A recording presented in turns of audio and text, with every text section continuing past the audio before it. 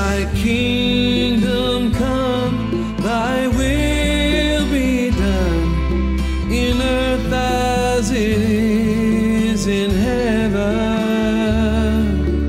Give us this day our daily bread, and forgive us our sins, as we forgive those who wrong against us. Lead us not into temptation, but deliver us from evil.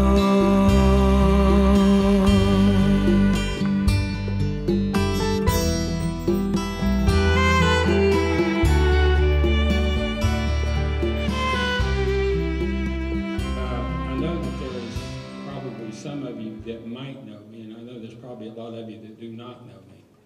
My name is Frank Bradford. I have 3 sons, Adam, Nathan, and Frankie. I grew up in Mullinsville. I graduated from Pineville High School in 1969 with Brother Bill.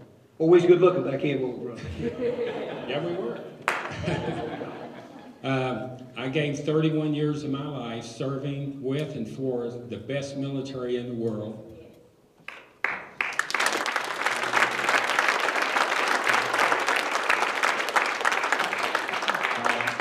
One of the reasons that my hand's shaking is not that I'm nervous, it's just that whenever I had that attack that hit me, I don't know what it's done to me. So if you see my hand shaking, it's not because I'm nervous, because I know every one of you in here are good, nice Christian people, and I know you're not sitting back here wanting to say, well, we're going to throw apples at him and we're going to do this. So I'm not nervous. I had to write notes down because where I've gone through so much, I lost all my blood. They had to give me, I think, 29 units, which I guess is equivalent to about 3 transfusions. And where they had me on so much medication, my brain is kind of cloudy. I guess some people say it was like that all my life, but so I had to write down notes to kind of jar my memory on what I'm trying to say. One thing I want to do is I want to thank his church for everything that you've done for me and my family. I also want to thank Adam, Nathan, and Frankie, my 3 sons.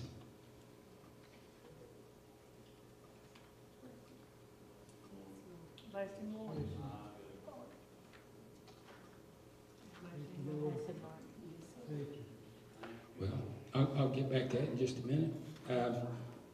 I went to the VA emergency room. It was for something that I thought was simple. I wasn't having any pain in my stomach, and after I got there, within about 2 minutes after I got to the medical center, I signed in and went over and sat down, and I started getting real sick. And by the time they called me in, it couldn't have been probably 4 minutes at the most. They came and was taking me in the emergency room, and I said, I'm about to pass out. I couldn't figure out what the problem was. When they got me back there, I said, well, I need to go to the restroom. And they said, no, we can't let you up out of here. So they said they brought me a bedpan, and the only thing that was there was blood. And so they gave me 2 units of blood there, and they rushed me to Raleigh General Hospital.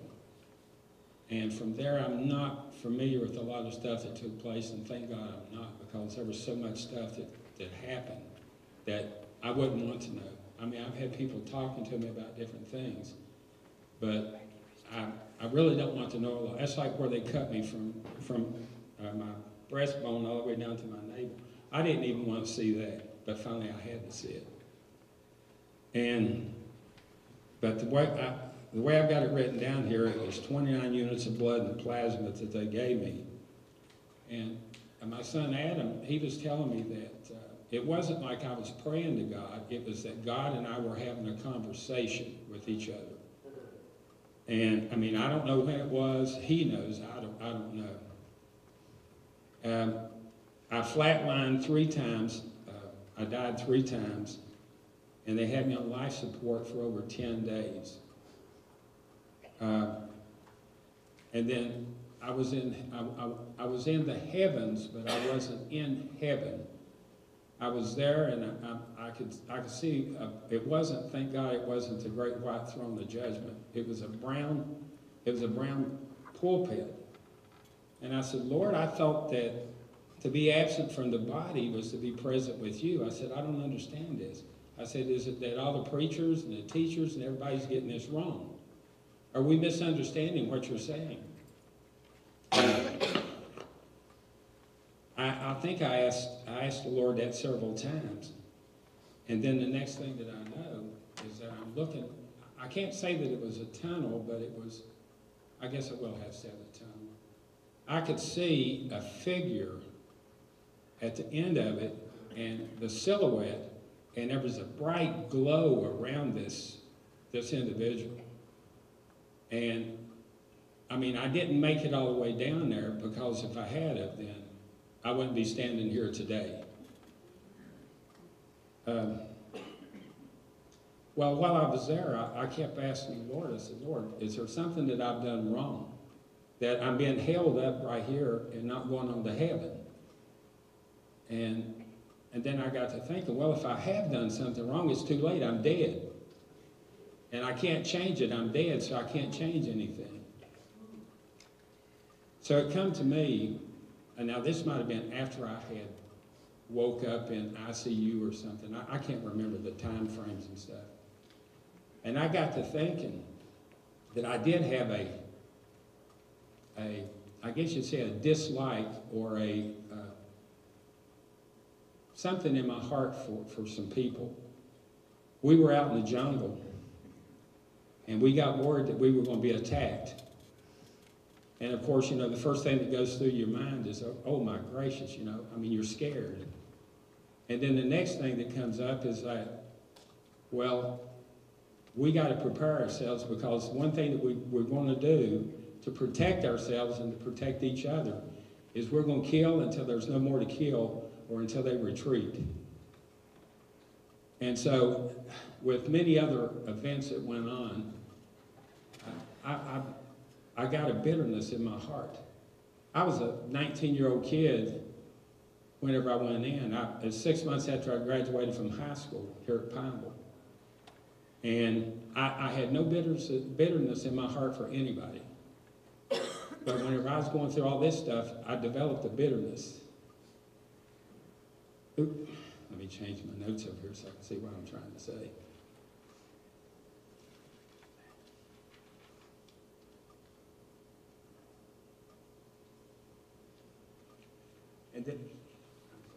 And then I got to thinking, is that God said there's 2 commandments. I mean, y'all know more about the Bible than I do, but there are 2 commandments. When Jesus fulfilled the 10 commandments, he put all the 10 commandments in 2 commandments. And both of those commandments has to do with love. And, you know, love God with all your heart, mind, soul, and body. I think that's what it is. If I'm saying it wrong, I'm sorry. And then love your neighbors as I have loved you. Well, if we can't love our neighbors, if we go around with bitterness in our heart and stuff like that, then God can't forgive us. That's like in the Lord's Prayer. Now, I might be saying this wrong. It might be a different word. It might be forgive us of our debts or forgive us of our trespasses. I'm not sure. But if we ask God to forgive us of our trespasses, and as we say in our, Father, forgive us of our trespasses as we forgive those that trespass against us. So if we don't forgive them, then he can't forgive us. So our prayers are just going to the top of the ceiling here and coming back down. And I thought, well, maybe that was my problem. But like I said, though, after 31 years serving with and for the greatest military in the world, I did start to have, a lot of that bitterness did start to leave me, but there's still some there. And I'm like, Lord, help me with this. I don't want to have that. Because, you know, there's one thing about it. Christians have no choice. You have to love your neighbor. You have no choice. There's no choice at all.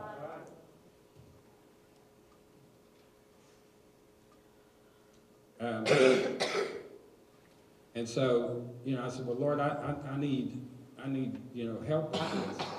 And so it's slowly going away. I still have some bitterness in my heart. It's going away because I want God to be able to hear my prayers. I want Him to answer my prayers.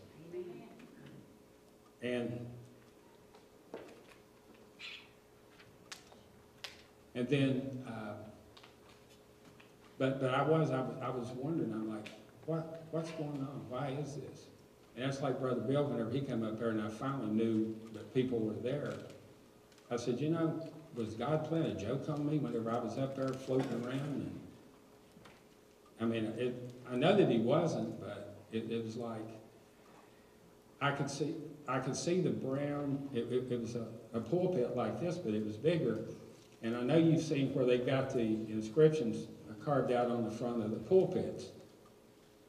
And I kept looking at that, and I'm like, I kept saying, Lord, you know, why am I not going ahead getting into heaven? But He wasn't ready for me to get into heaven. He wanted me to come back to this earth, be alive, so that I guess I could stand here and say what I'm saying. And then there was, I guess whenever I was starting to come back into the world a little bit, I could hear muffled sounds. And I kept saying, well, don't they know that I'm dead? I mean, why are they talking? Why are they doing all this stuff? Don't they know that I'm dead? And Adam came in there. Like I said, I mean, I was still out in La La Land. I thought, well, don't they know that I'm dead? And he come in and said, Dad, I've got a surprise for you. He said, Nathan's here. And then all of a sudden it dawned on me. I'm like, well, if Nathan's here, I can't be dead, because he flew back in from the Mideast. And the funny thing about it is Nathan, whenever he was a small child, and I was going on missions all the time, I come back off of a mission, and he was sitting beside me. He looked up at me and said, Daddy, I'm not going to follow in your footsteps. I said, well, son, you don't have to follow in Dad's footsteps. He's got 15 years in the military right now.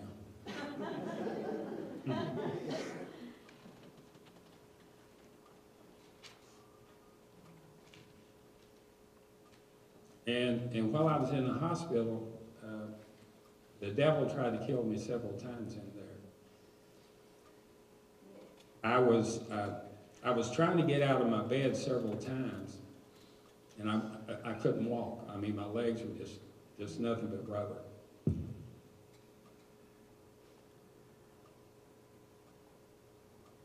Oh, there was one time that I felt that there was something satanic in my room. I think I might have mentioned that to my son Adam, I'm not sure. And I was trying to get out of my bed, and I got down to the end of it, and if I'd have got out, I would have just hit the floor and probably cracked my skull and busted open what they had done to my stomach and the main artery. And I was there at the end, and next thing I know, I was waking up. I was laying in my bed, and the nurse come in there, and she said, well, we were going to come in here and do something, but you were sleeping so well that we left you alone. The only thing that I can contribute to that is God, Jesus Christ, put His arms up underneath me. He blew in my face and put me to sleep and laid me back in the bed. Amen. Amen. I was in this one place when I was in ICU. I kept thinking that they're trying to keep me captive. I guess it must have been the military that took over on me or something, or Satan was putting the military back in my head. And I'm like, I'm captive. So I started grabbing stuff that they had on me, and I was starting to pull it off, and my finger touched some metal things in here that they had stuck in my neck. And I'm like, I better stop. And that's the only thing I can think of is Satan was wanting me to rip that stuff off. And I guess I would have bled to death right there from where they had that stuff going into my main artery. But I kept thinking, they've got me captive, and I've got to get out of here. And then whenever I was in what they call step down, I guess the civilian thing is that when you go to a normal room or private room or whatever it is, I was laying there and I was awake. And all of a sudden, I could audibly hear people screaming and crying. They were burning. They were being tortured in flames. And I'm like, what can I do to help these people? And I was trying to get down to the end of my bed, and I was looking to see if there was anything in there that I could use to try to protect them. And it looked like there were several other beds in there, and I was going to try to use those to do something with. I don't know what my brain was thinking. But there was only one bed in my room, and that was mine. And so I got myself back up to the head of my bed, and I was laying there, and I said, why is this happening? And then a voice spoke to me again. It was an audible voice that said, there are more to follow. And I'm like, what is it that we are doing or not doing to help keep people from spending eternity burning up, being in torture? What are we doing? Are we doing anything at all? I mean, I know there's a lot of people that are. And I'm like, what are we doing? Are we going around, and when I say we, please don't be insulted by what I'm saying. I'm not talking about everybody. I'm just using this in general terms.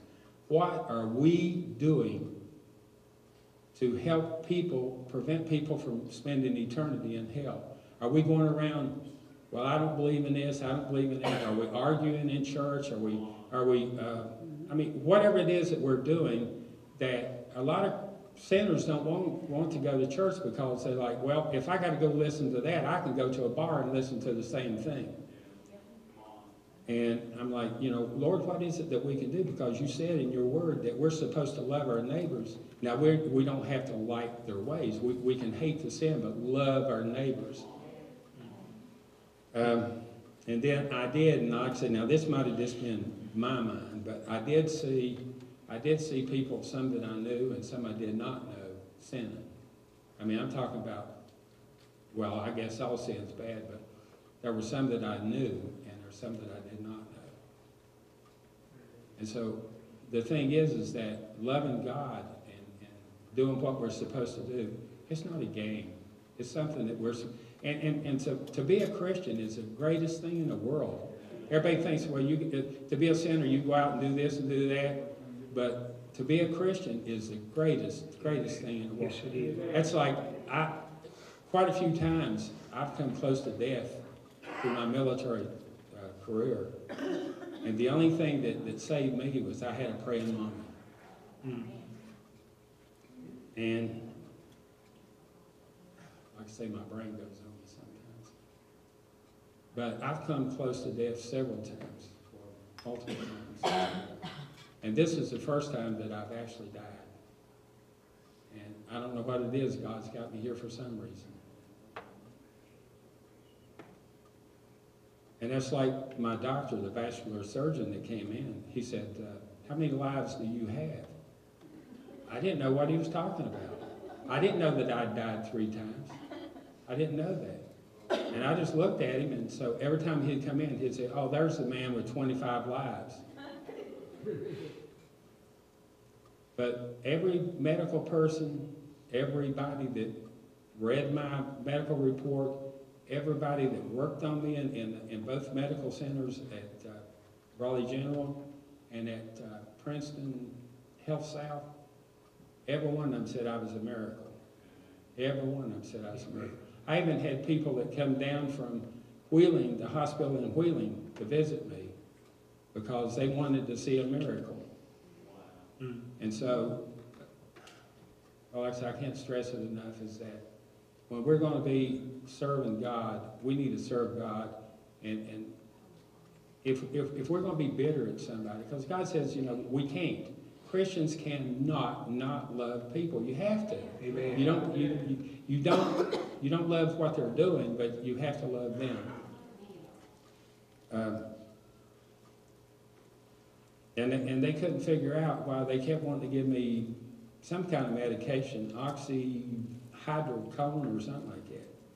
They said, we know you got to be in pain. I never was in pain. I still haven't been in pain. Amen. I said, when God does something, he doesn't halfway do it. Amen. Amen. So I hope what I've said, I tried to remember as much as I could. I had to write it down because if not, there's just no way. But I think that God was showing me that there's a lot of people that's going to be spending eternity in hell And then what are we doing to help? Are we doing anything? Amen. And like I said, I'd like to thank this church for what you've done for me and my family, for the packages that you sent to my son and his troops, your prayers, everything. Like I said, this is a very good church. I haven't been here probably 3 or 4 times, but being here, I can just feel the presence of God here, the Holy Ghost, and Pastor Bill. I'm telling you what, that man just encourages me to be a better Christian every time I come here. And like I say, we're praying that, oh, there was one other thing I want to say, and then I'll shut up because I know Bill wants to start preaching, is that God does not have respect of person. So everybody that was prayed for the healing of your body, I walked through the valley of the shadow of death. God had a hold of my hand, and he didn't let me stop. Amen. Come on, brother. So every one of you that's been prayed for, believe that God's going to do it, because like I say, if he brings me from death, I'm not a respected, he's not a respected person. He's not going to do for me what he won't do for you. Amen. But you just have to believe. Amen. Amen. Praise God. I'm so used to giving briefings and stuff that I was getting ready to say, are there any questions?